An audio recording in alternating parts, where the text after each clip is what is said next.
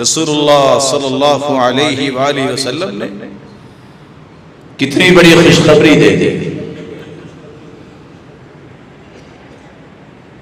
آپ نے فرمایا 3 ایسی آنکھیں ہیں قیامت کے دن جہنم کی آگ انہیں نہیں چھوئے گی.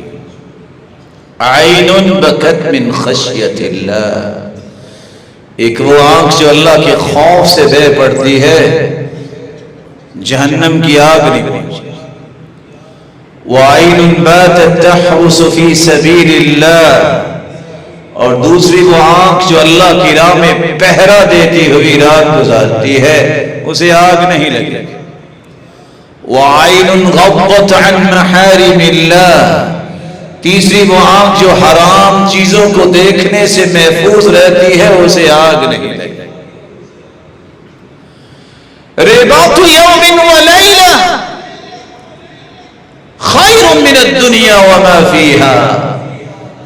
آپ صلی اللہ علیہ وسلم نے کتنی خوشخبری سنائی. ایک دن یا ایک رات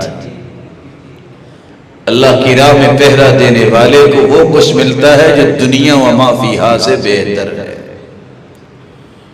رسول اللہ صلی اللہ علیہ وسلم نے تلقین کی، تاکید کی، علیکم بالجہاد فإنہ باب من ابواب الجنہ یذہب اللہ بہ الہم والغم.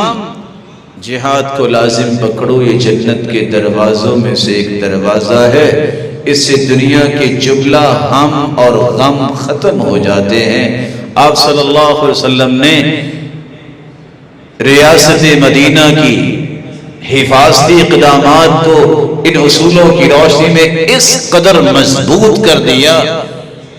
پھر آپ صلی اللہ علیہ وآلہ وسلم نے اس مضبوطی کے بعد پھر دنیا کے کونے کونے تک صحابہ کو روانہ کیا.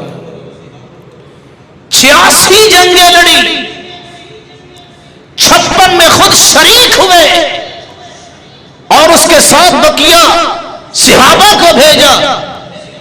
اتنی زیادہ جنگیں ہونے کے باوجود کافروں کے بھی قتل ہوئے، صحابہ بھی شہید ہوئے، جن کی جملہ تعداد اگر جمع کی جائے تو 1060 لوگ جو ہیں اتنی جنگوں میں مارے.